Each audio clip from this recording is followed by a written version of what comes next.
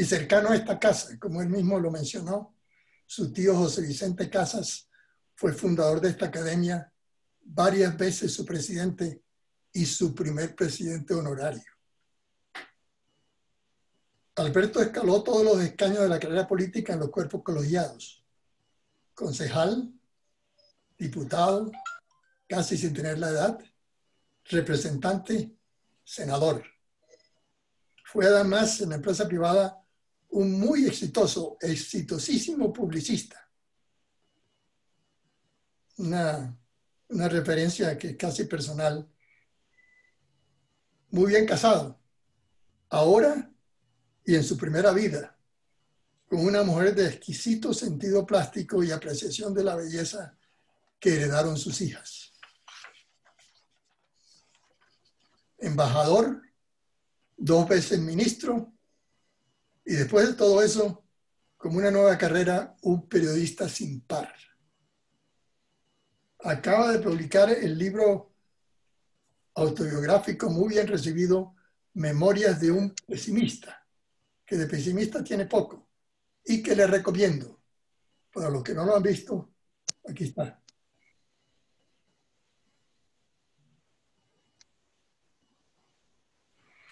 Con ustedes, el doctor Alberto Casas Santamaría.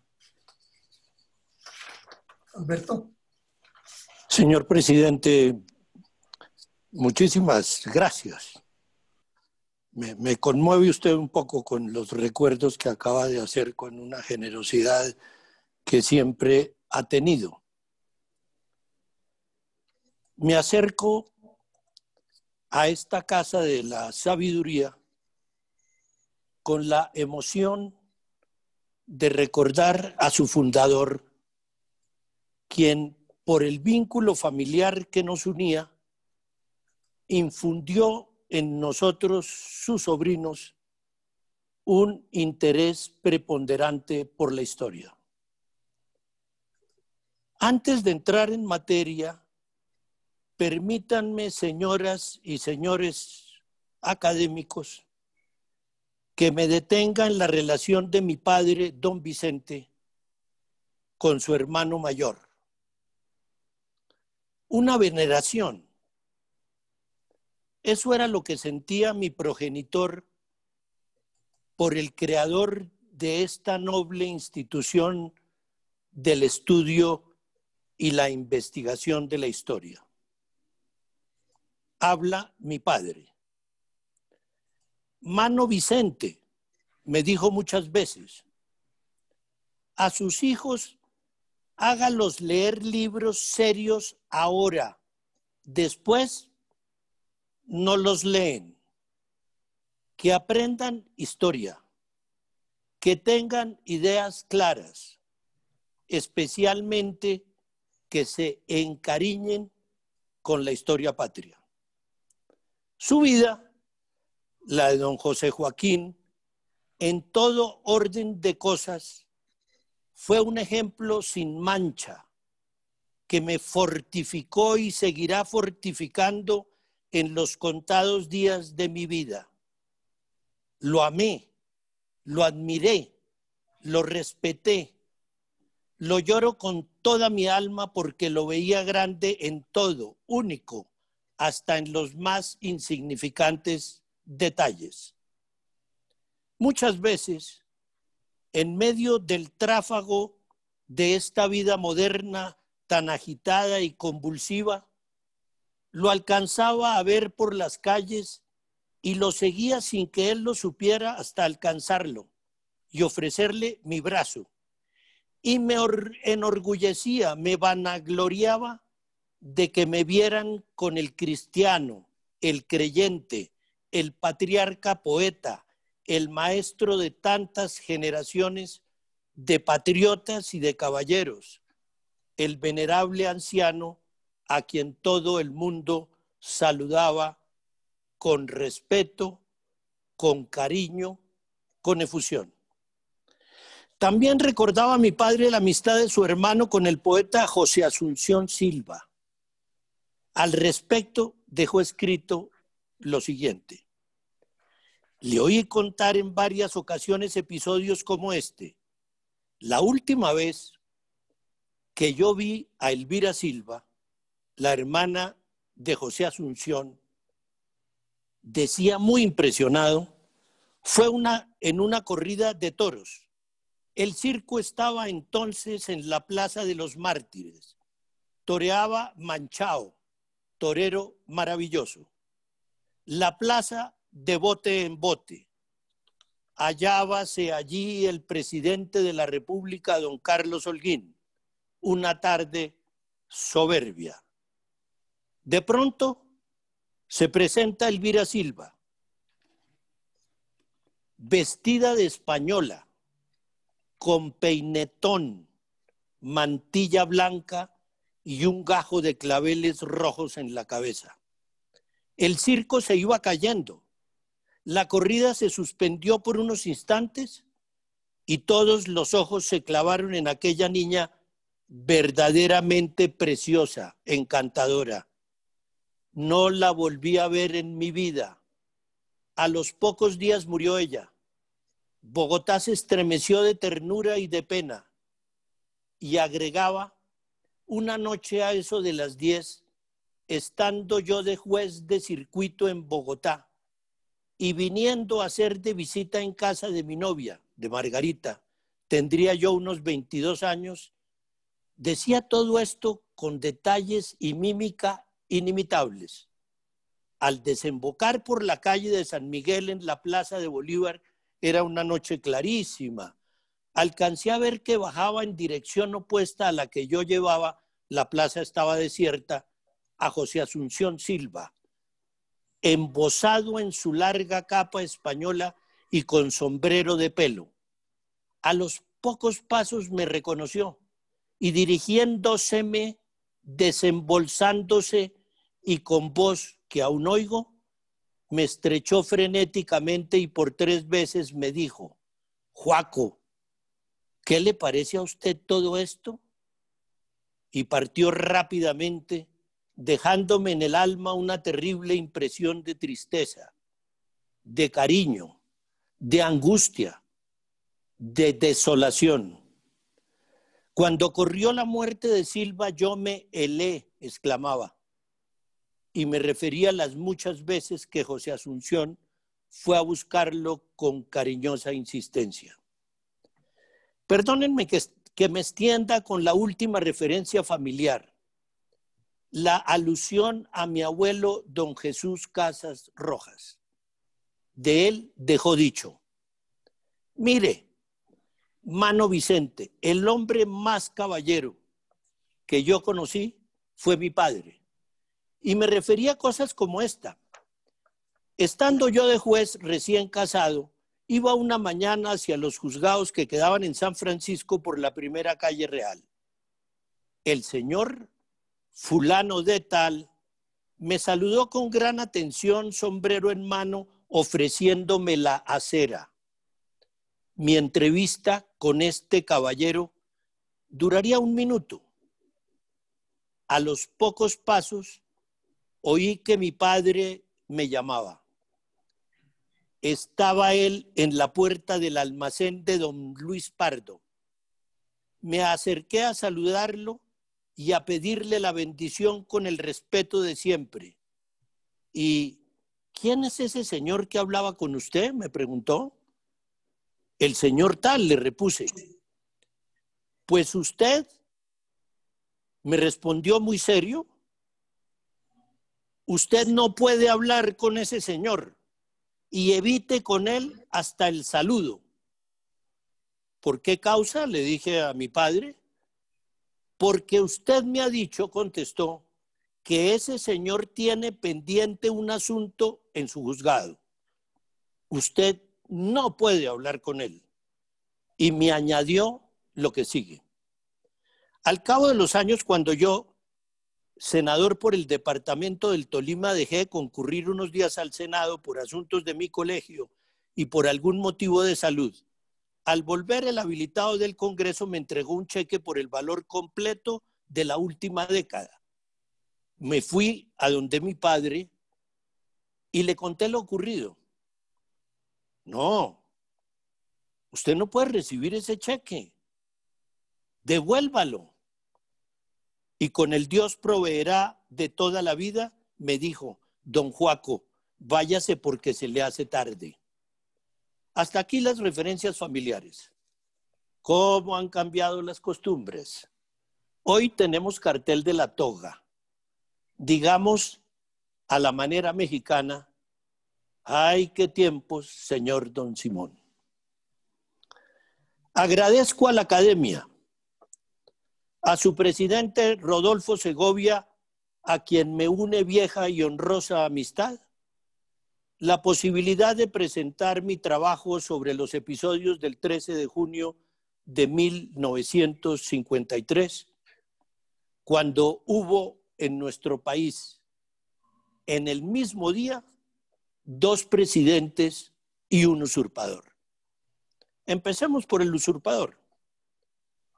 El general Rojas Pinilla se tomó el poder en Colombia el 13 de junio de 1953, desconociendo el título legítimo del presidente Laureano Gómez, quien ese mismo día, hacia las 10 de la mañana, había resumido sus funciones de jefe de Estado al no haber conseguido que el encargado de las funciones presidenciales, Roberto Urdaneta Arbeláez, coincidiera en la necesidad de llamar a calificar servicios al jefe de las Fuerzas Armadas por considerar que su conducta, la de Rojas, era violatoria de los derechos humanos. Urdaneta se negó a hacerlo. Comillas, siento no estar de acuerdo contigo. Cierra comillas. Le dijo Urdaneta a Laureano cuando el presidente titular le solicitó. Comillas. Yo quiero que tú dictes ahora mismo el decreto por el que se destituye a Rojas como responsable de los atropellos a Felipe Echavarría. Esta versión dista de la del presidente titular, como veremos más adelante. El presidente Urdaneta consideraba que el fuero militar no permitía destituir al comandante de las Fuerzas Armadas sin un juicio conforme a los reglamentos de su carrera. Rojas es, agregó Urdaneta, en este momento, comandante de las Fuerzas Armadas y si lo atropellamos, se van a unificar todos los militares a su alrededor en defensa de sus fueros. No pasa nada, replicó Laureano. Rojas no es más que un mamarracho. Mamarracho o no mamarracho es el comandante de las Fuerzas Armadas, continuó el designado, y goza del fuero militar. Te aseguro que si violamos esos fueros, se unen en defensa de su carrera. Lo que es yo, no lo hago. Pero tú puedes perfectamente asumir la presidencia. Destitúyelo tú. Rojas intentó por todos los medios convencer a Urdaneta para que continuara ejerciendo el poder. Sigamos con la versión de Urdaneta. Comillas. A las 5 de la tarde del 13 de junio, Rojas me llamó por teléfono. Le informé que yo estaba arreglando las maletas para viajar a San Diego. Era la casa de recreo del designado. Me rogó que lo esperara, porque tenía que hablarme. Le contesté que estaba deprisa, sin embargo lo esperé. Pasó media hora y no llegó. Lo hice llamar y a las 6:15 llegó a Palacio. Entró con escolta de altos oficiales, todos armados. Hice entrar al despacho presidencial a los más sobresalientes. Nos sentamos a la mesa del Consejo de Ministros y Rojas pidió la palabra. Dijo Rojas: hemos sido objeto de un atropello por parte del doctor Gómez que no podemos tolerar yo ni las Fuerzas Armadas. He venido aquí con los representantes del ejército a exigirle, óigase bien, exigirle a usted que continúe ejerciendo el poder. Respondió a Rojas: general, esta mañana salí de la presidencia por no aceptar una imposición. Mal podría regresar ahora aceptando otra imposición. En ese momento intervino el general Duarte Blum e insistió: las Fuerzas Armadas no vienen en plan de imposición, distinto pues de la exigencia. Las Fuerzas Armadas le piden, le ruegan, le suplican que asuma la presidencia. Tan pronto la asuma, nos retiraremos a los cuarteles en actitud de firmes para respaldar su gobierno, su persona y su libertad de acción. Contesté al general Duarte: les agradezco inmensamente, pero desde esta mañana el presidente es el doctor Laureano Gómez. Yo soy un simple ciudadano y si asumiera la presidencia en este momento contra la voluntad del titular, violaría un juramento y ustedes y yo estamos obligados a respetar los juramentos. De tal manera que mi decisión es irrevocable, no reasumo la presidencia. La respuesta a la pregunta de por qué la insistencia de Rojas y Duarte Blum en que Rojas continuara al frente del poder, la había dado el propio Rojas unos días antes. El historiador Arturo Abella lo dejó relatado en los siguientes términos. El 22 de mayo, encabezan el desfile hacia la mesa de honor en la escuela militar el presidente encargado con la señora de Rojas y el comandante de las Fuerzas Armadas con la señora de Urdaneta. El camino de flores de la mesa parece el más apropiado para la antesala del golpe. Rojas deliberadamente le entrega el bastón de mando al presidente encargado. Es el anuncio o notificación de que el presidente titular no puede regresar al mando. Los jefes de guarnición que han venido al banquete por orden de Rojas reciben otra orden, comillas. De ahí en adelante no obedecerán órdenes sino del general Rojas Pinilla. Y veamos la intervención del general Rojas. Comillas. Tened la seguridad, dirigiéndose al designado, tened la seguridad de que la fuerza de las armas, representada por los generales y los comandantes de todos los grados aquí presentes y por quienes en los campos de lucha montan guardia o se juegan la vida por un ideal, rodeará a vuestra persona y respaldan las actuaciones que buscan con dignidad la concordia nacional y el imperio de la justicia y de la ley, sin que cedamos a los halagos o tentaciones del poder. Porque mientras quede un vestigio de legalidad, sabremos conservarlo y defenderlo conscientes de que los destinos de la República están en vuestras manos, pero que ellos se cumplirán con vos en el palacio de los presidentes, hasta que la voluntad libre y soberana del pueblo colombiano elija en elecciones puras el ciudadano escogido para sucederos. Hasta aquí la cita de Rojas. Queda perfectamente claro quién mandaba en Colombia en ese momento. Era mucho más cómodo manejar el país detrás de bambalinas, lo que sin duda venía sucediendo sin asumir la responsabilidad de algunos de los episodios violentos que contra los jefes del liberalismo y contra los periódicos liberales sucedieron el 6 de septiembre de 1952, cuando sus casas fueron incendiadas y su vida estuvo en peligro.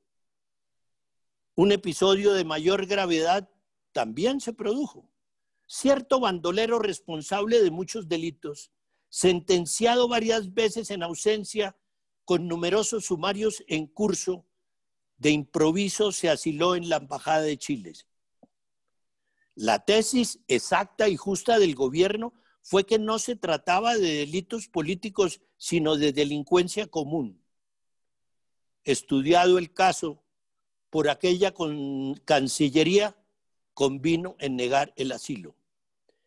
El refugiado ingresó a la cárcel, pero apareció muerto en una calle de la ciudad. Este suceso desgraciadísimo por circunstancias peculiares hubiera debido ocasionar una investigación nítida, insospechable, pero cayó dentro del circuito cerrado y no se supo nada. Pero lo que exasperó la paciencia del presidente titular fue el siguiente capítulo. Dice Laureano: a mi total retiro llegó un día la noticia de que se había descubierto una inmensa conspiración. Como único actor figuraba el señor Felipe Echavarría, conocido hombre de negocios sin vinculaciones con la política. La extravagancia de los propósitos y la incoherencia de los métodos que deberían emplearse insinuaban un caso psicopático. Existían en la investigación 2 listas de personas que debían ser eliminadas sin que la extraña conjunción de aquellos nombres descubrieran cosa distinta de un desvarío. Apenas si en la segunda de ellas aparecía el nombre de una figura militar. Con la noticia de la conspiración descubierta, circuló también la de que el presunto responsable se le había obligado a confesar aplicando ciertos procedimientos que hicieron necesario el que se le llevara a una clínica para hacerle curaciones. La disparatada historia que se divulgaba y la sospechosa aparición de la segunda lista permitían pensar que un presumible caso de extravío mental se estaba utilizando con otros propósitos. Ante el ministro de Gobierno y otras personas que en su despacho redactaban el proyecto de reforma constitucional, uno de los oficiales que dirigía la investigación relató que el preso no solo había sido golpeado bárbaramente, como desde el principio se supo, sino que había sido sometido a un refinado proceso de tortura mediante la aplicación de hielo sobre diversas partes del cuerpo.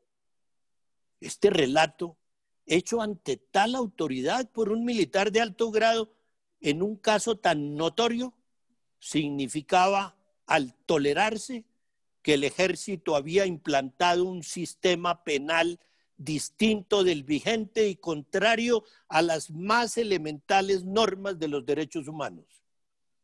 Con justificada alarma, porque semejante atrocidad hubiera ocurrido en la capital de la República y en la vecindad inmediata del Palacio Presidencial, tuve ocasión de hablar en las primeras horas de la noche de la fecha de mis informaciones con el ministro de Guerra, señor Pavón. Estaba cierto de que reaccionaría a los estímulos de la pura doctrina porque me era desconocido el abismo de su alma. Expúsele que la tortura repugnaba a nuestra conciencia y que aún en el supuesto de que el acusado fuera el más empedernido de los criminales, no podía serle aplicada. Le agregué que los ministros eran los ojos del presidente que su deber era adquirir un conocimiento directo de los hechos para formarse un criterio objetivo y transmitirlo al designado. ¿Quién estaba fuera de la ciudad? Que la cobarde violencia ejercida sobre un proceso, lejos de favorecer la investigación, la perjudicaba ciertamente, pero que, sobre todo, ni el gobierno podía permitir la implantación oficial de esos procedimientos, ni él podía ser el ministro de una checa. Quedé persuadido de que mi justa solicitud sería atendida, pero el ministro no la cumplió. Supe luego que ni siquiera había visto al preso. En vista de esta inercia y de la necesidad de que el gobierno tuviese informaciones no tamizadas por los presuntos responsables, ordené a mi hijo Enrique Gómez Hurtado que solicitara permiso del juez para visitar al detenido, el cual obtuvo previa la autorización del ministro de Guerra. La impresión de esa entrevista presenciada por el juez fue atroz. El señor Echavarría tenía en el rostro las evidentes señales del maltratamiento y estaba bajo una sensación de pánico que lo cohibía para narrar lo ocurrido. A pesar de ello, pudo referir muchos detalles de los suplicios a que fue sometido, no sin antes declarar enfáticamente que en el juicio él negaría la veracidad de lo que estaba relatando, pues por ningún motivo quería haberse enfrentado de nuevo a un interrogatorio similar.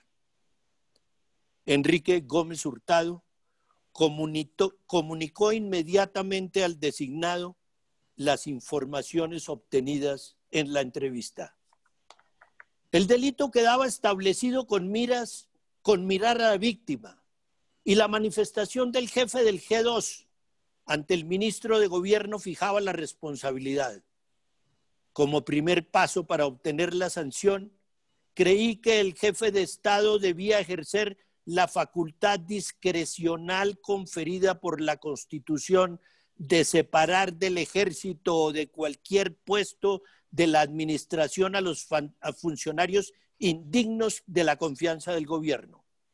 Así lo manifesté al designado cuando me visitó para tratarme del asunto y le agregué que el llamamiento a calificar servicios no representaba una sanción, porque si el retiro es por buena o mala conducta, lo establece enseguida un tribunal según los reglamentos. Se habló del fuero militar. Ciertamente la Constitución lo establece, pero no como un circuito cerrado donde el acusado, el investigador y el juez estén ligados por los fuertes vínculos de clase. Si así fuere, resultaría jurídicamente consagrada la impunidad de los delincuentes militares. Mi tesis fue que la honra de la República, comprometida en este caso, exigía que a los responsables se les llamase a calificar servicios. Comprendí que había llegado una de esas horas en que se descubren las convicciones y se prueban los caracteres. Colombia no podía pasar a ser un país bárbaro e inicuo sin que ocurriera algo, y ese algo solo era ya la prisión del presidente de la República. Fui entonces al palacio para hablar con el designado. Le manifesté mi opinión nítida sobre el dilema que se confrontaba.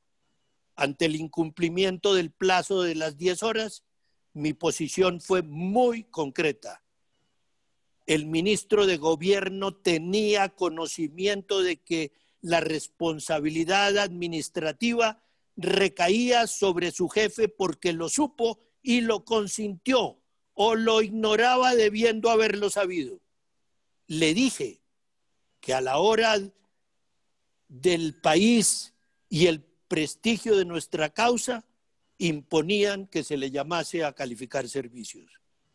No insinuaba que él lo hiciera, porque veía que después de los últimos sucesos, sobre todo los del banquete de los militares y la solución del conflicto entre el ministro de Guerra y el jefe del ejército, desfavorable al primero, se descubría en el designado una imposibilidad para tomar ese camino. El hombre para hacerlo soy yo, añadí.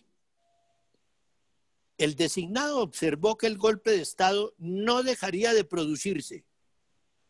Repliqué que era peor aceptar la iniquidad para que no ocurriera.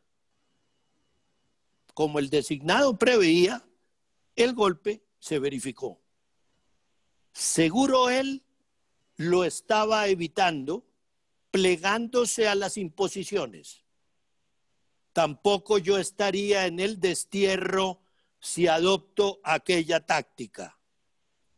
El golpe militar ante todo fue contra la Constitución, de cuyas facultades hice uso legítimo y justificado.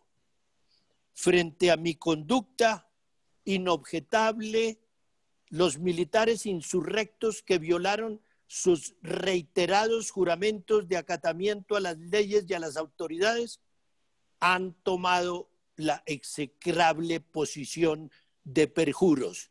Fin de la explicación del presidente titular.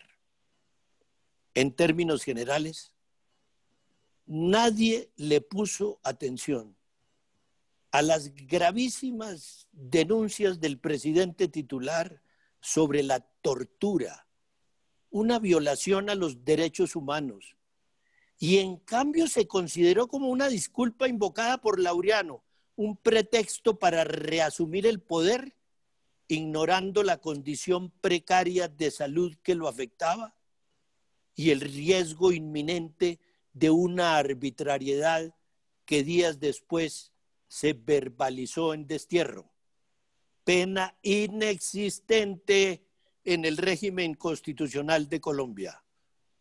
Él dijo que se hubiera podido escudar en la tristeza que lo invadió por la accidentada desaparición de su hijo Rafael. Me había podido refugiar en mi inmenso duelo. Sin embargo, no se habría salvado la dignidad del Partido Conservador ante la tortura. El editorialista del Tiempo, periódico que nunca informó a sus lectores que Laureano Gómez había sido elegido presidente de Colombia y que se había posesionado de la jefatura del Estado el 7 de agosto de 1950, tampoco calificó como un destierro la pena impuesta a Gómez y a su familia. Se limitó a señalar años después que, comillas, Gómez asumió de nuevo el mando en 1951 para destituir a Rojas. Se opuso y el general, con el respaldo liberal y un sector del conservatismo, acabó la jornada como jefe de Estado al frente de un régimen militar, mientras Laureano y familia se marchaban a España. El presidente Darío Chandía, jurista eminente, para resolver el entuerto a la Constitución, declaró en un homenaje al usurpador que el 13 de junio lo que se había presentado en Colombia había sido un golpe de opinión. Simplemente, por odio a Laureano Gómez, se hicieron los de las gafas para violar la Constitución. Rojas Pinilla, en estricto sentido jurídico, nunca fue presidente de Colombia, aunque haya ejercido las funciones de jefe de Estado. Fue un usurpador en virtud de un golpe de Estado. Es pertinente recordar que Laureano Gómez había sido el adversario más connotado del liberalismo y el actor intelectual de la derrota sufrida por ese partido en 1946. Nunca lo olvidaron, nunca lo perdonaron. Tampoco le perdonaron su amistad con Jorge Eliezer Gaitán. Para formular la aseveración mediante la cual Rojas carecía de legitimidad, me recuesto sobre las opiniones de uno de los constitucionalistas más importantes que ha tenido Colombia, el profesor y presidente liberal Alfonso López Michelsen. Siempre se refirió al llamado gobierno de las Fuerzas Armadas como un régimen de fuerza y al problema de la responsabilidad moral, militar, legal y política del general Rojas Pinilla desde el golpe del 13 de junio hasta el momento de su deposición. Para López Michelsen, óigase bien, Gustavo Rojas Pinilla, como militar en servicio activo, es responsable de los delitos de conspiración, rebelión y alzamiento, por los cuales fue condenado el 10 de julio de 1944 el coronel Diógenes Gil a la pena de reclusión. El éxito que coronó la empresa de Rojas Pinilla, a diferencia de la de Diógenes Gil, no exime de culpa al primero, porque entre estas dos fechas no ha sido modificado el Código Penal en el sentido de restarle el carácter de delito al levantamiento armado contra la autoridad legítimamente constituidas. El primer acto de Rojas Pinilla, dice López, como pretenso jefe del Estado, fue la deportación del presidente doctor Laureano Gómez. Deportación o destierro que por hechos posteriores, como habérsele impedido al avión de la Air France aterrizar en territorio nacional cuando llevaba entre sus pasajeros al mencionado expresidente, constituye y fuera de toda juridicidad al haber omitido dar siquiera la apariencia de un proceso a esta maniobra que no arroja ninguna luz sobre la responsabilidad de Gómez. Es claro que al haberle impuesto con el respaldo indebido de la fuerza pública al destierro, constituye por parte del presidente Rojas y sus ministros un claro abuso de autoridad del cual deben responder. Destruido todo vestigio de legalidad con el golpe de Estado, que la opinión pública aceptó en virtud de falacias promesas, el general Rojas obtuvo una apariencia de mandato constitucional por un acto legislativo emanado de la Asamblea Constituyente, cuya composición había alterado a su antojo. Es claro que para el más connotado jefe del derecho constitucional y expresidente liberal, Laureano Gómez era el presidente legítimo el 13 de junio y que por lo tanto lo que se presentó en esa fecha, infausta a todas luces para la historia, no puede considerarse un golpe de opinión. Tampoco deben olvidarse los errores que se cometieron en esa fecha. De parte de los conservadores, haber destituido al designado Eduardo Santos, expresidente de Colombia, por decreto, en lugar de haberlo hecho por un acto del Congreso. Elegir como designado al presidente Roberto Urdaneta por imposición del presidente titular, desconociendo las mayorías conservadoras del Congreso que querían elegir como designado al doctor Gilberto Alzate Avendaño. La creencia de que el laureanismo también fue un error tremendo del sector que acompañaba al presidente derrocado, contara con las mayorías en la Asamblea Constituyente que legalizó de manera espúrea al usurpador. Y de parte del liberalismo, el error más grande, creer que Rojas Pinillo era el camino para recuperar el poder mediante unas futuras elecciones, desconociendo la responsabilidad del dictador en los actos de persecución contra ellos y que llevaron a Laureano a destituirlo. Para corregir todos esos errores que este periodista ha identificado en la historia de Colombia entre el sí y el no, y del cual el 13 de junio tiene un apartado nefasto, el presidente Alberto Lleras se pegó la rodadita a Europa en busca del gran desterrado para reconstruir el hilo perdido de la legitimidad.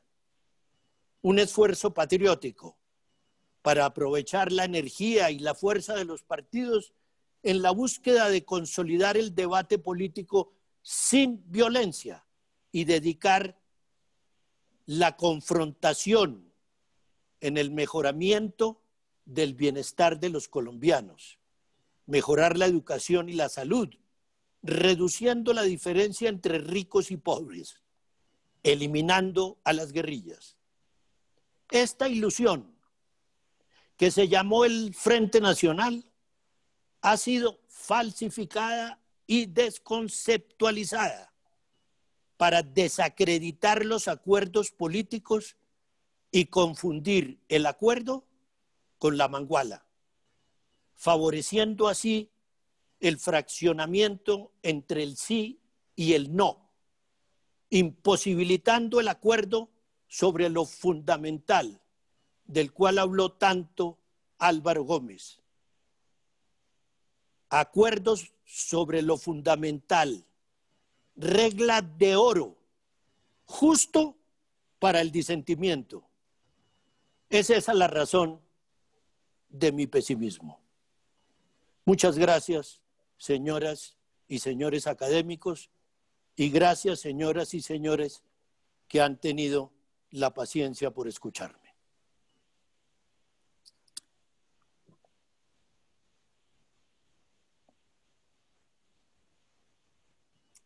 No.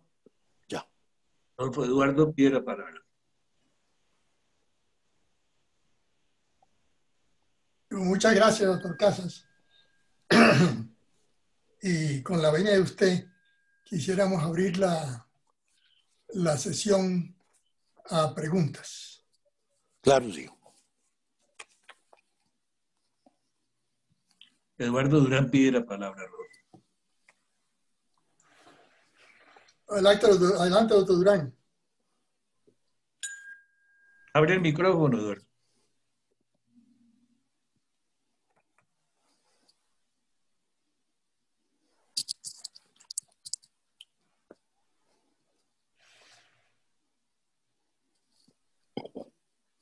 ¿Listo, Eduardo?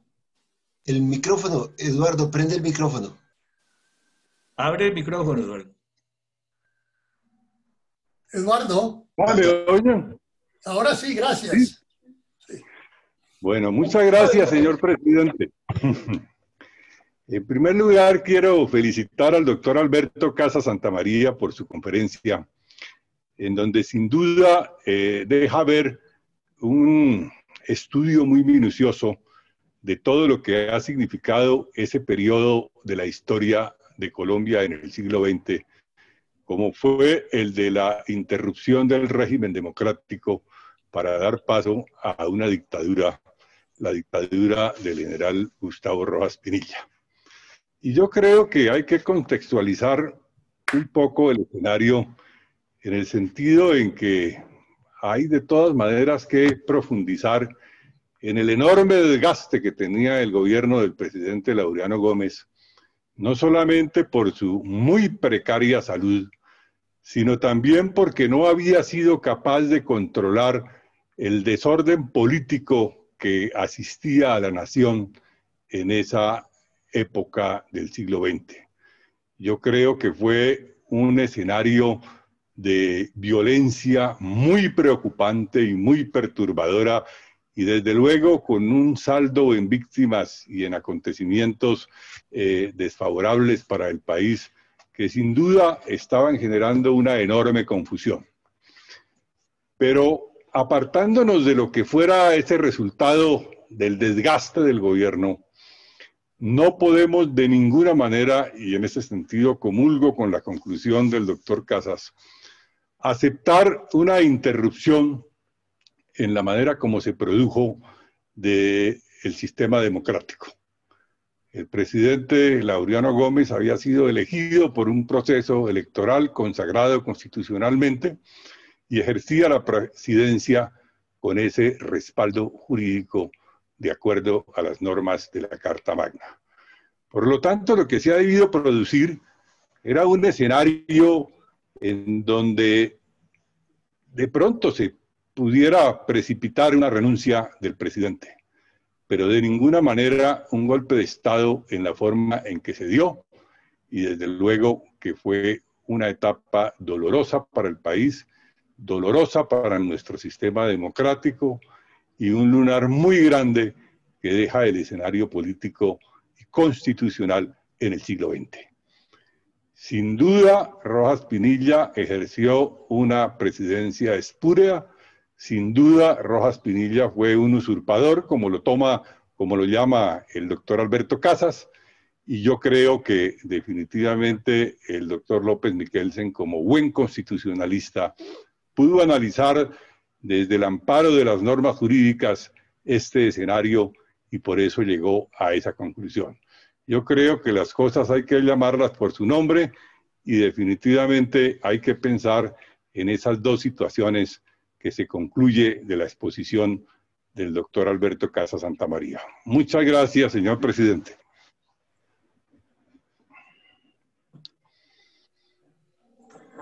Doctor Eduardo, no puedo decir nada distinto a que coincido plenamente con su análisis, al que quiero referirme brevemente.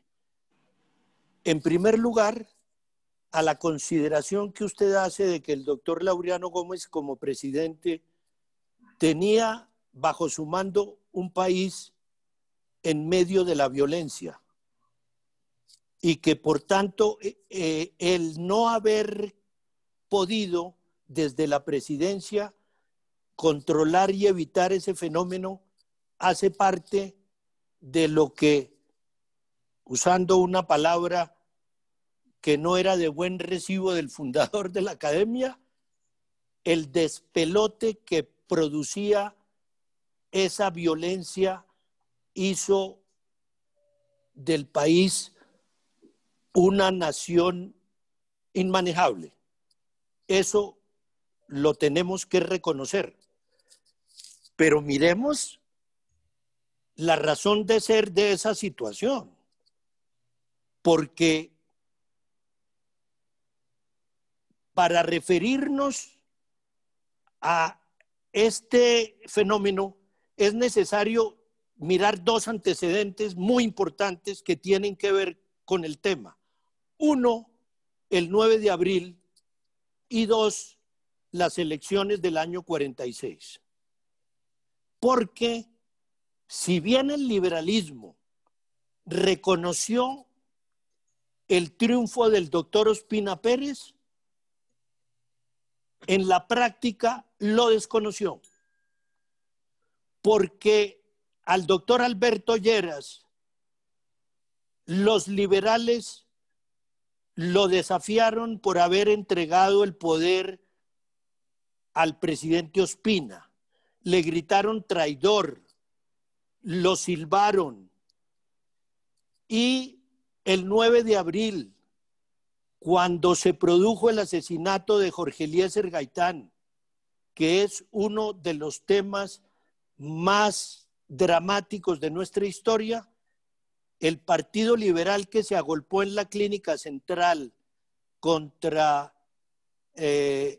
la situación que se presentaba, le gritó a los liberales que estaban frente al cadáver que ellos no tenían pantalones para reconocer que se habían equivocado al reconocerle al Partido Conservador la presidencia. Por supuesto que ese momento era un momento de pasiones y no es que yo crea que los dignatarios del liberalismo así lo consideraran, pero en la práctica fue así. Entonces, para analizar ese problema de la violencia, nos toca remitirnos a 1930 porque la violencia en Colombia, la partidista entre el sí y el no de los liberales y los conservadores, arranca en 1930. Y eso no lo decimos los conservadores. Lo dice el estudio de la violencia en Colombia de Orlando Falsborda y Umaña Luna y Monseñor Guzmán, que no eran propiamente conservadores, sino todo lo contrario. Y la primera página de ese estudio llega a esa conclusión. Entonces, ¿qué pasa? Que lo que sucedió en 1930 se repitió al revés en 1950, en las que el liberalismo no reconoció la legitimidad de Laureano Gómez al punto de que el periódico El Tiempo no publicó la noticia.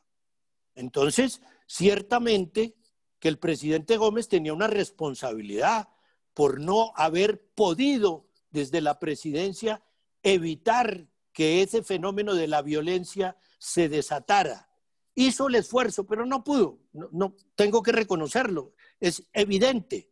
Y por eso esa pelea entre liberales y conservadores, entre ese sí y ese no, hubo que resolverlo con el Frente Nacional, que fue la única fórmula que acabó con la violencia entre los dos partidos. Desgraciadamente, el que hubiera fracasado el Frente Nacional y que el Frente Nacional, a pesar del esfuerzo que hizo el presidente Lleras Camargo para acabar con la guerrilla, no se pudo perfeccionar porque la guerrilla liberal no permitió que los comunistas de tiro fijo se metieran en la reconciliación nacional para lo que había convocado el presidente Alberto Lleras, y naturalmente pasamos de la violencia liberal conservadora a otro tipo de violencia que hoy todavía sufrimos.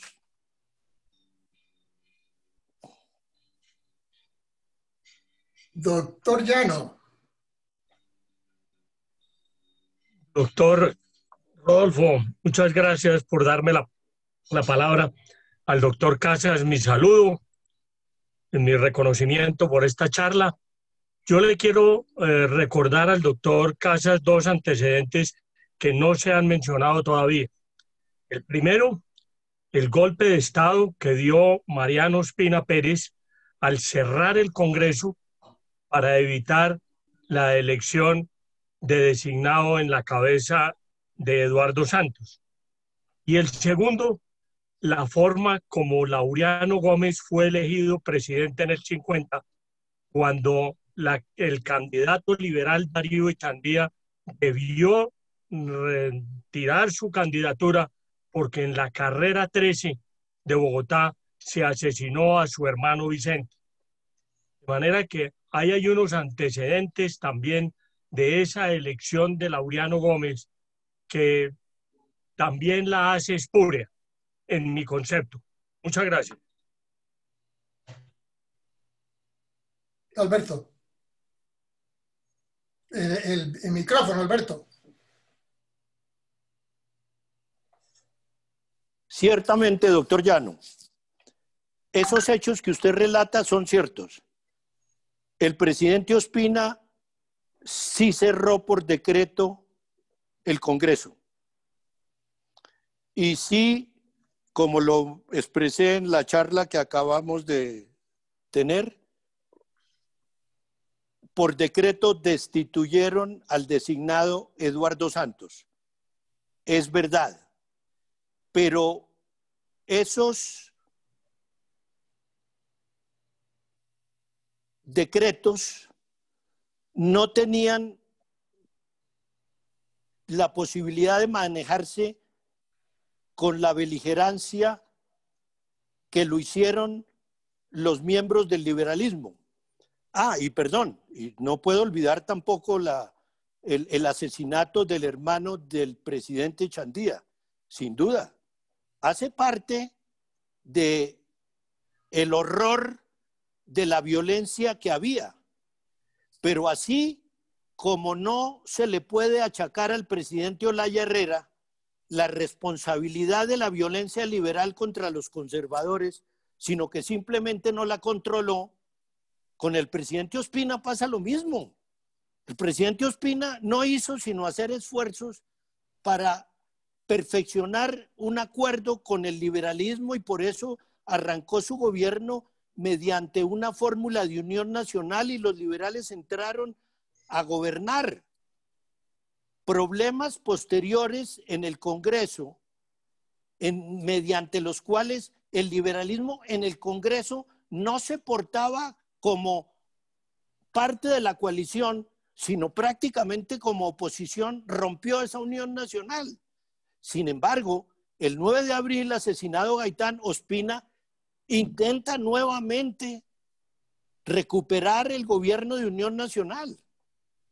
Y el liberalismo continúa en la oposición hasta que se rompió esa coalición, dado que en el Congreso se estaba desconociendo el mecanismo de la aprobación de las leyes. Se cambiaron las fechas electorales sin la mayoría necesaria para hacerlo. Y por tanto, se presentaron esos hechos que naturalmente son lamentables, que naturalmente son reprobables, pero que no permiten establecer que el camino para resolverlos era el del desconocimiento de la legitimidad del gobierno, sino que había, como suele suceder en derecho, demandar esas normas para que la autoridad jurídica las resolviera como debe ser. Pero por supuesto que es cierto que esos hechos se presentaron y que naturalmente hacen parte de la comedia de las equivocaciones.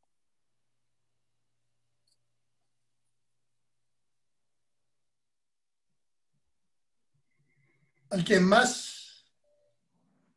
Carlos, me pareció que querías hacer una pregunta. ¿Tú, Robado? No, Rodolfo, gracias. Yo no quería hacer ninguna pregunta, pero ya que me das la oportunidad, la aprovecho en primer lugar para felicitar a Alberto Casas. Yo creo que ha sido una investigación bastante juiciosa, importante además porque las versiones que se publican en lo que hoy leen los jóvenes, que es estos mecanismos digitales como Google, por ejemplo, cuando hablan del golpe de Estado, hablan de los tres presidentes. Alberto rectificaba y decía, no fue un presidente, fue un usurpador. Pero yo creo, sinceramente, que nosotros los colombianos, y menos en un momento como este, debemos enfrascarnos en este tipo de discusiones en los que definitivamente no nos vamos a poner de acuerdo.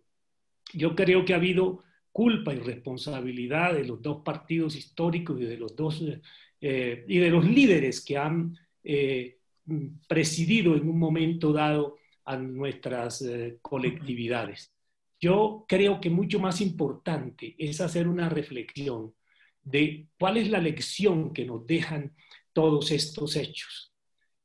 Precisamente cuando quise escribir sobre las consecuencias de la rivalidad entre Simón Bolívar y Manuel del Castillo, no fue simplemente por hablar de una pugna de dos personajes de la historia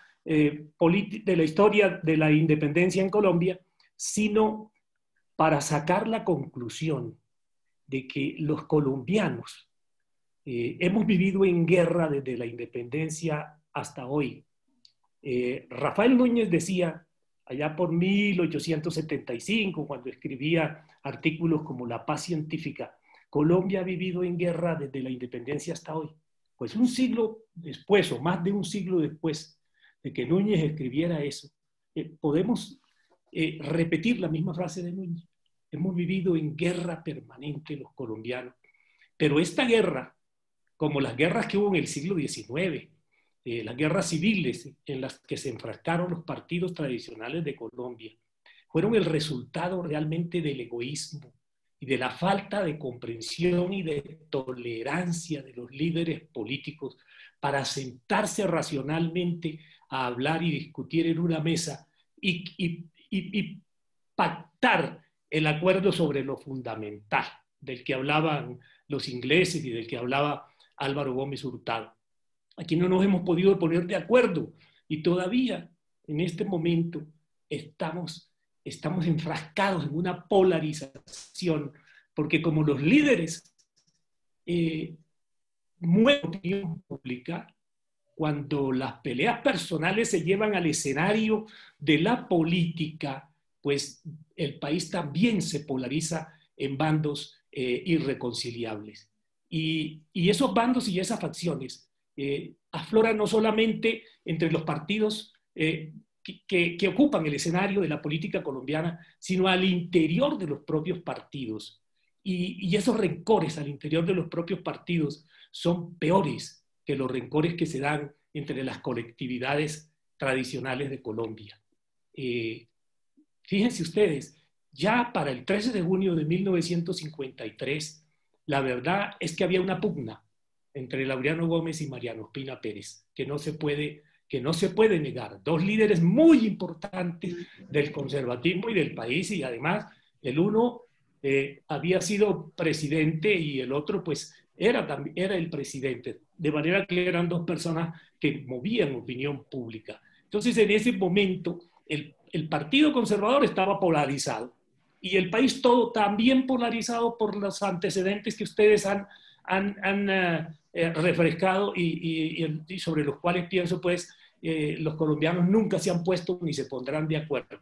Hay que mirar hacia adelante y yo creo que hay que evitar este tipo de polarizaciones en donde un líder, las peleas personales incluso, se llevan al escenario de la vida pública, de la vida política y hacen que los colombianos también, que siguen a esos líderes, se polaricen. Yo creo sinceramente que este país está necesitando el verdadero acuerdo sobre lo fundamental, ese que anhelan los colombianos, pero que definitivamente no se puede llegar si no hay un alto espíritu de comprensión, un espíritu patriótico que convoque la voluntad hacia la unidad en torno a un objetivo fundamental que es la nación, y no enfrascarnos en estos debates como el que estamos presenciando en estos momentos en torno pues al proceso judicial del presidente Álvaro Uribe. Ustedes han visto que esto se ha convertido prácticamente en una pelea personal y esto es lo que debemos evitar porque el costo es tremendo para la República. Muchas gracias, doctor Roldán. Yo quería, primero que todo, decirle al doctor Carlos Rodado que estamos enteramente de acuerdo, que ese sí es un propósito y un deseo que tenemos todos los colombianos. Por otra parte, Alberto, me gustaría a mí saber cómo en los hechos del 13 de junio influyeron justamente las diferencias entre el doctor Gómez y el doctor Mariano Ospina. Claro que sí, Rodolfo. Me parece que el doctor Rodado contestó parte de esa pregunta. Las diferencias entre el presidente Ospina y el presidente Gómez se dieron el 9 de abril. ¿Por qué razón? El doctor Gómez era el canciller de la República y cuando se produjo el asesinato de Jorge Eliezer Gaitán, el doctor Gómez buscó todos los medios para acercarse al Palacio Presidencial porque consideraba que lo que estaba pasando hacía parte de un complot internacional y que el país estaba corriendo un peligro inmanejable. El presidente Ospina se opuso a que el doctor Gómez fuera a Palacio y se situó en el Ministerio de Guerra, que es donde hoy está el Hotel Tequendama. El presidente Gómez insistió todo el tiempo en la necesidad de hacer una junta militar presidida por el presidente Ospina, pero que con el estado de sitio manejara la insurrección general que se presentaba en el país. Y estando en esa discusión entre el jefe del partido y el presidente de la República, se produjo lo que Abelardo Forero llamó el abuso patriótico, en el que el secretario de la Conferencia Panamericana, el doctor Camilo de Brigar Silva, resolvió por sí y ante sí llamar a los liberales para decirles que el presidente Ospina quería y necesitaba hablar con ellos. Y a su vez le dijo al presidente Ospina que los liberales estaban pidiendo una cita para entrevistarse con él. Ese abuso patriótico del que habla Abelardo Forero se perfeccionó. Los dirigentes liberales, en medio de la balacera, atravesaron la ciudad desde la calle 14 hasta el Palacio Presidencial. Y el presidente Ospina consideraba que los liberales estaban pidiéndole una entrevista. Cuando lograron acceder al palacio, el presidente Ospina les dijo: estoy a la orden. Y los liberales, aterrados, dijeron: no, pero ¿cómo que está la orden? Es que usted nos mandó llamar. Bueno, entonces, el doctor Gómez se entera de que el liberalismo está en Palacio y consideraba que lo hacían para respaldar al presidente de la República. Cuando se enteró de que los liberales lo que estaban pidiendo era el poder, se indignó y dijo: pero por favor, ¿a quién representan esos señores? ¿Qué capacidad tienen para pedir el poder? Y fue cuando el presidente Ospina produjo la célebre frase de: es mejor un presidente muerto que un presidente fugitivo. El doctor Ospina escuchó con toda serenidad la petición del Partido Liberal, mediante la cual le pidieron que dejaran el poder a Darío Echandía y se retirara. El presidente Ospina les dijo: eso es un error, eso es una barbaridad. Si yo abandono la presidencia, aquí hay una guerra civil, porque les quiero comunicar que desde muchos sectores del país están buscando la manera de venir a Bogotá para ofrecerme el respaldo que consideran tiene el gobierno para hacer uso de la fuerza y exigirle a las autoridades castigar a la revolución que hay en la calle. Y el doctor Gómez seguía insistiendo en la necesidad de ir a Palacio para manejar la situación. El presidente Ospina dijo que de ninguna manera, que era muy inconveniente y muy peligroso que las dos cabezas del Partido Conservador estuvieran en el mismo sitio. Esa diferencia, que arrancó por un problema de ubicación geográfica, se tornó dramática cuando el doctor Gómez se enteró de que el presidente Ospina estaba haciendo un acuerdo con el liberalismo para hacer un gobierno de unión nacional otra vez, y prácticamente para el doctor Gómez la condición era que el doctor Laureano Gómez no continuara en el ministerio. El presidente Ospina tenía una versión distinta. El presidente Ospina dijo que él había llamado a Laureano y le había dicho que había llegado con el liberalismo a un acuerdo para que entraran al gobierno y que el presidente Gómez le había dicho, el presidente Ospina le dijo que según Ospina, que continuara de ministro. Entonces el Laureano le contestó, y si no soy yo el ministro, ¿quién sería el ministro? Y Ospina le contestó que Eduardo Zuleta Ángel. Laureano contestó, haga lo segundo. Y entonces ahí se creó un enorme distanciamiento, porque a Laureano Gómez acababa de perder el periódico que estaba incendiado, acababa de perder su casa en Fontibón con su biblioteca que había sido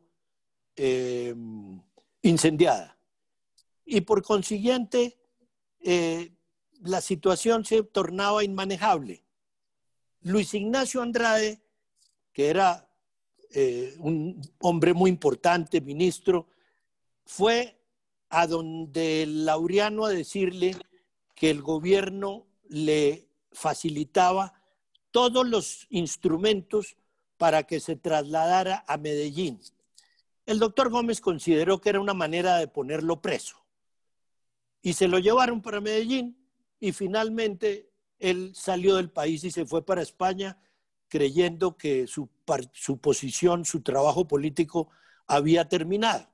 Las cosas fueron cambiando porque, como ya lo dijimos, ese gobierno de Unión Nacional fracasó y el Partido Liberal se retiró del gobierno y decretó la abstención. O sea que a Laureano Gómez lo eligieron sin la participación del Partido Liberal. Exactamente igual a como se eligieron Alfonso López y Eduardo Santos sin la participación del Partido Conservador. Como dice Rodado, este país está lleno de episodios y de incidentes y de guerras en los cuales lo que hace un partido lo repite el otro cuando las circunstancias así lo recomiendan. Y entonces estamos desde el 20 de julio de 1810 hasta hoy dándonos en la jeta, y así es imposible manejar un país.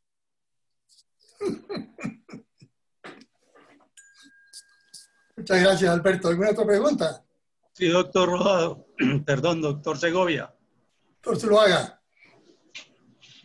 Muchas gracias, señor presidente, y felicitando al doctor Casas Santamaría por su intervención, que también estoy de acuerdo con el doctor Rodado Noriega mirando las circunstancias, porque este país ha sido muy complicado, desde Bolívar con Santander y Santander con José Ignacio de Márquez, desde la época de Rafael Núñez, Carlos Holguín y Miguel Antonio Caro, con un antioqueño que se llamaba Marceliano Vélez Barreneche, quien fue muy importante en esa época y tuvo controversias porque con un cartagenero, y también fue precandidato a la presidencia, a la vicepresidencia, para llegar detrás de Núñez. De todo lo que ha pasado en este país, yo sí quisiera preguntarle al doctor Casas, ¿por qué? Ya que yo empecé a darme cuenta más o menos cuando la caída de Rojas Pinilla de lo que pasaba en el mundo, y soy oriundo de uno de los pueblos más conservadores de este país, que es el Santuario Antioquia. Los conservadores, desacatando luego del Frente Nacional que hicieron las paces, Laureano Gómez y Mariano Ospina Pérez, se quedaron muchos y en muchas partes la mayoría apoyando a ese usurpador. desatendiendo las órdenes de sus jefes conservadores. Ellos y muchos se murieron, desatendiendo a Ospina Pérez y a Laureano Gómez y acatando y admirando a ese usurpador que todos reconocemos que fue el general Gustavo Rojas Pinilla. 113. Con mucho gusto, doctor. Y tiene usted razón, el municipio donde usted nació fue por mucho tiempo baluarte del partido. Desgraciadamente, la respuesta a su pregunta tiene que ver con las dificultades a las que se refería el doctor Rodado Noriega. Si ha sido grave la pelea desde el 20 de julio entre el pueblo y los dirigentes que firmaron el acta de la independencia, porque hubo dos cabildos, uno el cabildo abierto y otro el cabildo de la plaza. ¿Qué diremos de lo que es la diferencia del Partido Conservador? La tragedia de este país ha sido la división conservadora, entre otras cosas por el fenómeno que usted está comentando.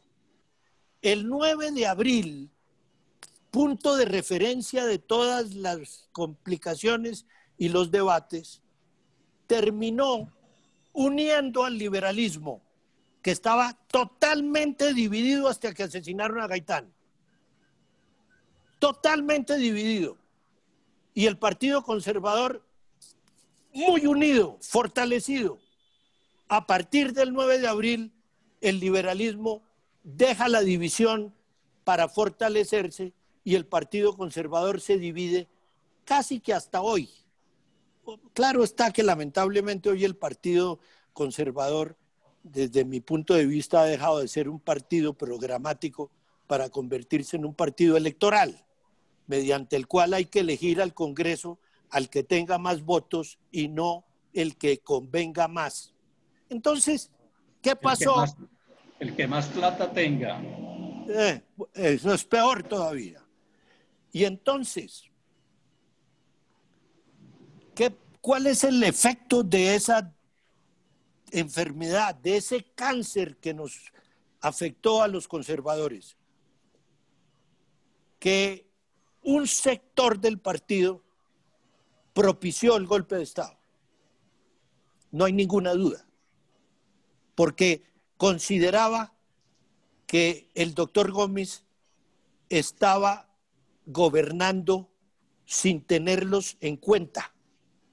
Y cometieron el error al que ya me referí, de escoger de designado a la presidencia a una persona eminente, respetable, lo que ustedes quieran, pero que no tenía la mayoría del partido, porque la mayoría la tenía Alzate Avendaño. Y Alzate aceptó la decisión, pero la herida no le cicatrizó nunca. Se murió con esa cicatriz abierta. Y el 13 de junio cobró por ventanilla, como digo yo en el libro. Entonces, al perfeccionarse el golpe de Estado,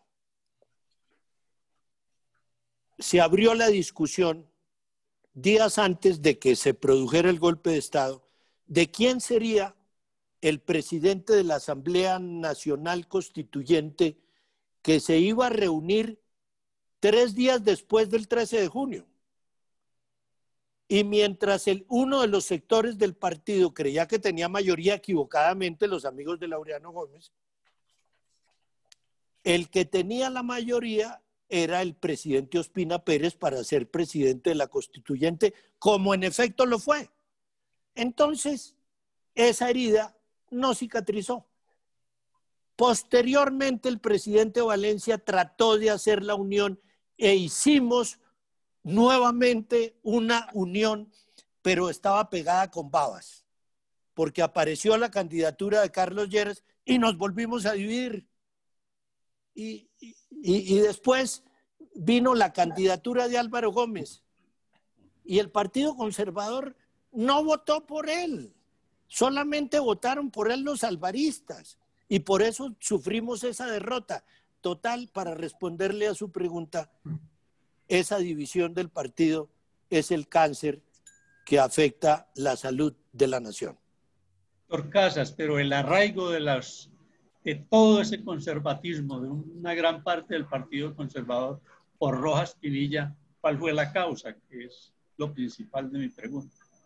Que como dice López Michelsen, Rojas prometió una cosa que no hizo nunca. Él apareció como el pacificador cuando tenía unos antecedentes tremendos de ser el que desde el gobierno en distintos oficios había sido el responsable de muchos actos persecutorios al liberalismo. Entonces Rojas apareció, fue como el salvador de la patria. Los liberales creyeron en él y un sector del conservatismo dirigido por Ospina Pérez y por Alzate Avendaño lo respaldaron y estuvieron con Rojas hasta 6 meses antes de su caída. Entonces, esa herida no cicatrizó. Pero, muchos conservadores se quedaron con él. Doctor Casas, Así de realmente, a nombre de la Academia, agradecerle su presentación, agradecerle que haya estado con nosotros, agradecerle que haya traído estos temas que pueden ser un poquito hirsutos todavía, a pesar del tiempo que ha pasado, pero que iluminan el sí y el no de la patria. Entonces, le agradezco muchísimo, doctor Casas. Fabio Torres desea hablar. Fabio Torres. Gracias, buenas noches. Me gustaría hacer la siguiente pregunta. El concepto o la idea o el término de opinión, no sé si falsamente, tiene una interpretación en el hecho de que distintos grupos políticos, la división del Partido Conservador y la unificación aparente del Partido Liberal impulsaban y estaban de acuerdo, y por eso explica que supuestamente entonces no hubo violencia en esa transición. Pero, y esta es la pregunta, ¿eso fue así igual, homogéneo en todo el país? ¿Era igual en los Santanderes, era igual en el Valle, era igual en Antioquia, era igual en el resto del país? ¿O fue más un acuerdo de orden nacional de todos estos grupos políticos? Y si fue así, después, ¿cómo hizo Ospina, cómo hizo el general para mantener cohesión, sabiendo que Colombia no había estado en una dictadura antes y de todas maneras eso implicaba una pérdida de derechos de los ciudadanos? El respeto por Rojas se perdió rápidamente.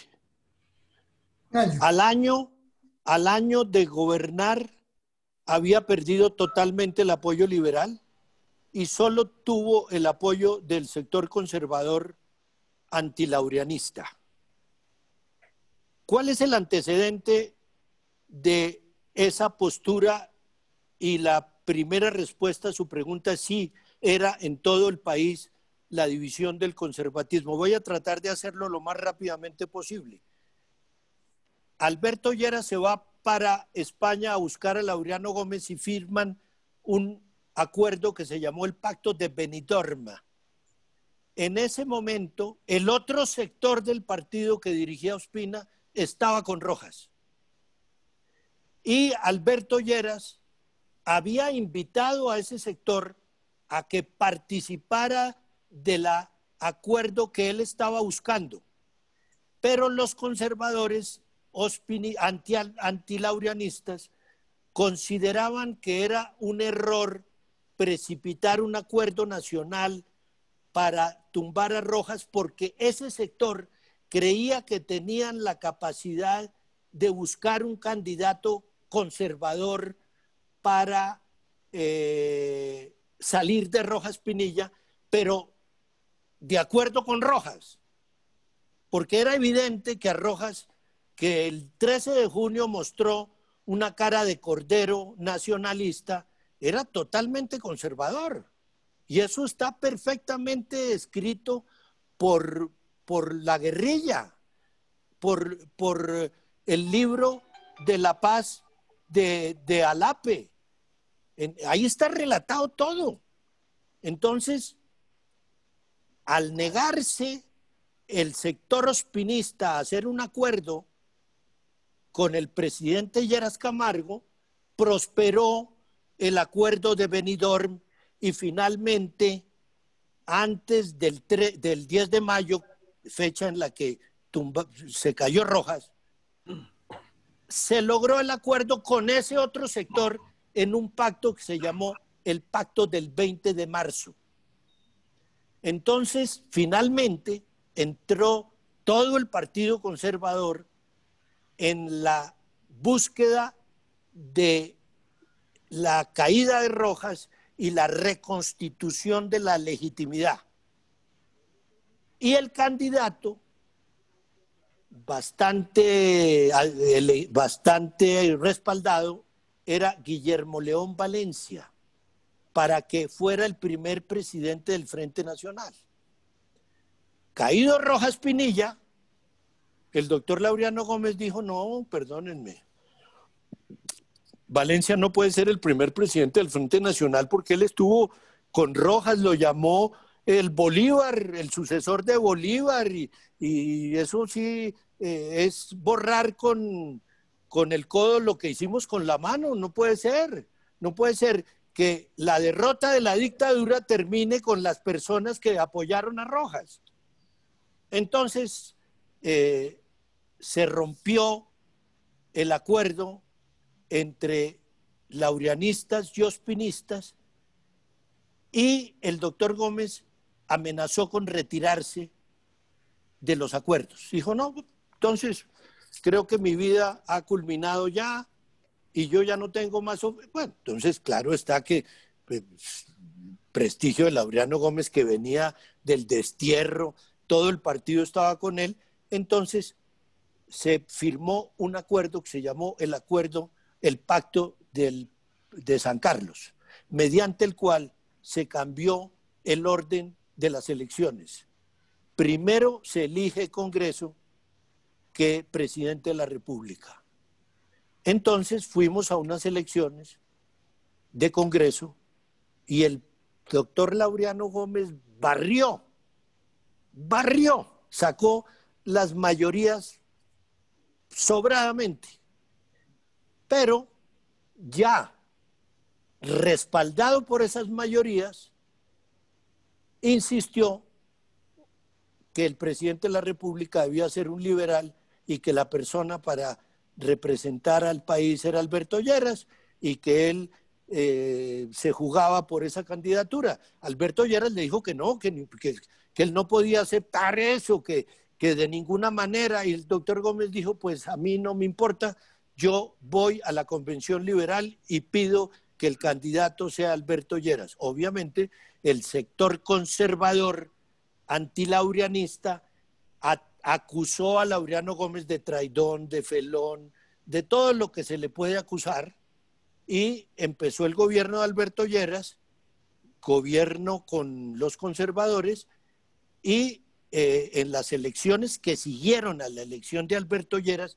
en esa época había elecciones de Mitaca para cambiar Cámara de Representantes a los 2 años, acusaron al doctor Gómez de traidor y pusieron al Partido Conservador a pelear entre los amigos del gobierno y los enemigos del gobierno. Esas elecciones las ganó el ospinismo, el antilaureanismo, por poquito, pero la ganó. Entonces, los que eran enemigos del gobierno y que habían hecho una campaña contra el gobierno, terminaron gobernando con el Frente Nacional.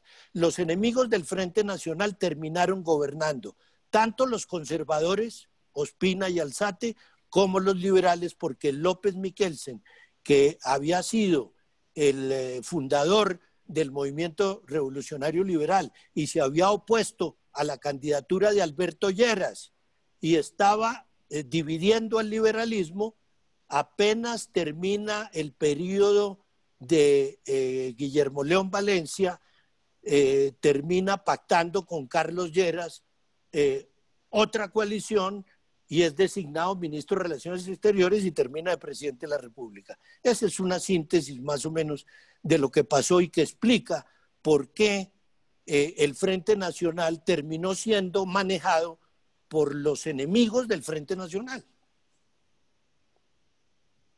Bueno, Muchísimas gracias. No queremos abusar del doctor Casas y yo estaba en la mitad de decirle que le agradecemos mucho, que esto ha sido verdaderamente iluminante, que una lección de historia contemporánea que en sus detalles, como tú lo conoces, creo que no está al alcance de todos nosotros. Así tuviéramos los sesgos que tenemos, que es inevitable viendo, por lo menos de mi parte, habiendo vivido una parte de ese escenario. Entonces, de nuevo, Alberto, muchísimas gracias a nombre de la Academia. Te has lucido, ha sido una lección para todos y ojalá podamos contar contigo en el futuro en la Academia. Rodolfo, Mil gracias, presidente. Luis Eduardo Páez, Rodolfo, desea hablar. No, bueno, yo repito, no quiero abusar del doctor Casas y por eso estaba tratando de cerrar la sesión y eso es lo que vamos a hacer. Dejamos las preguntas para otro día. Faltan proposiciones y varios, presidente. Si no hay proposiciones varias, entonces se levanta la sesión. Muchas gracias a todos. Gracias, pues. Gracias. Con el perdón del doctor a quien interrumpí. Hasta luego. Hasta luego a todos. Rodolfo, me gustaría hacer una agregación, una corrección a la protesta contra lo de la